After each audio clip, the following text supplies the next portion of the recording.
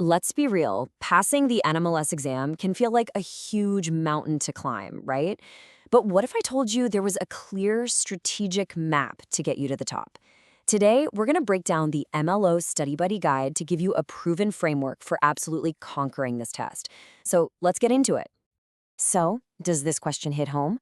If you're deep in the study materials, I'm betting you know this feeling all too well. It is just a tidal wave of information.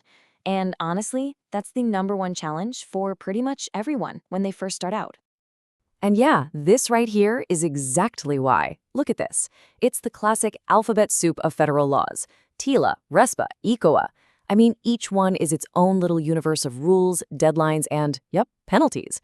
It's totally normal to feel intimidated just looking at this list, but I promise you, there is a method to this madness. All right, so how do we even begin to tackle that beast?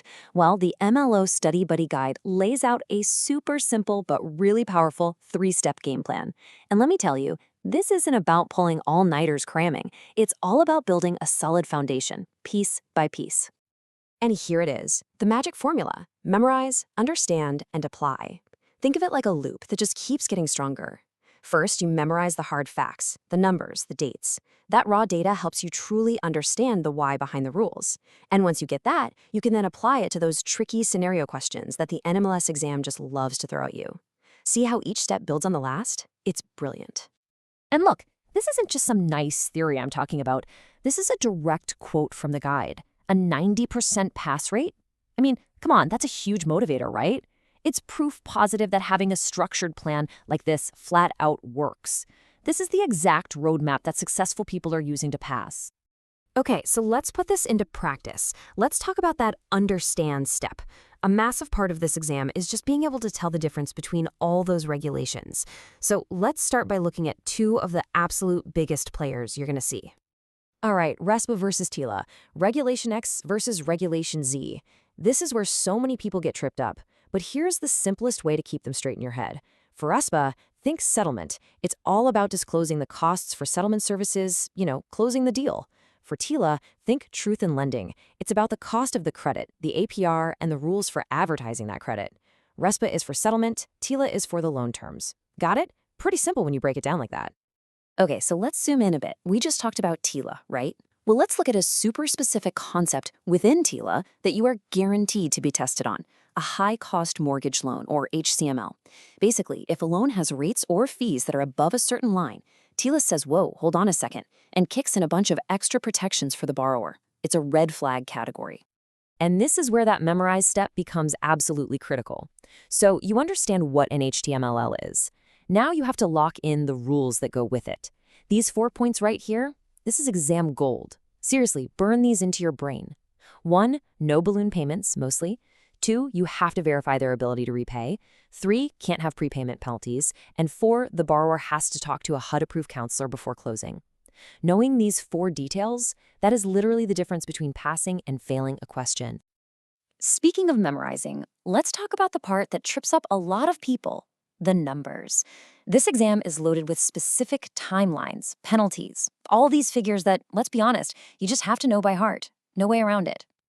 All right, let's take a number. 25 months. What is that? Sounds kind of random, right? Well, under ECOA, that's the Equal Credit Opportunity Act, that's how long a lender has to keep records after they've told an applicant yes or no on a loan. It seems like a tiny detail, but trust me, this is exactly the kind of thing they'll ask you. Okay, how about this one? 5 years. This is the record-keeping requirement for the closing disclosure, the CD. So you've got 25 months for ECOA records, but 5 years for the CD. They put these things on the test specifically to see if you know the difference. It's all in the details.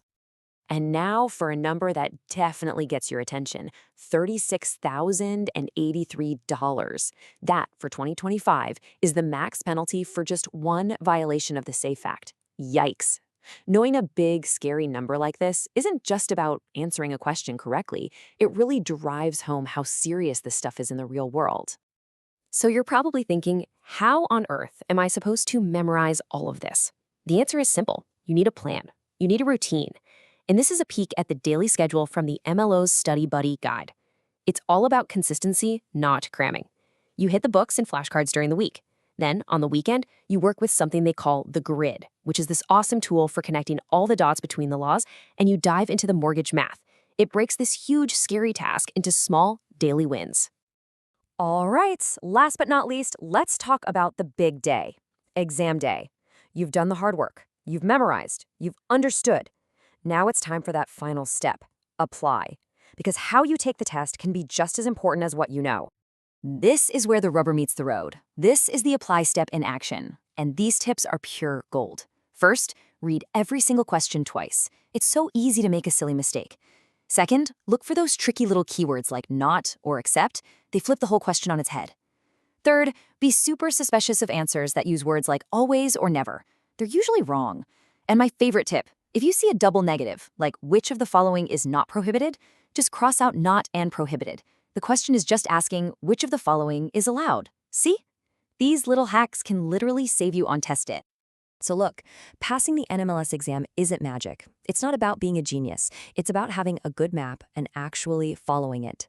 The strategy is so clear. Memorize, understand, apply. You've got the framework now. You've got the map. The only question is, are you ready to take that first step?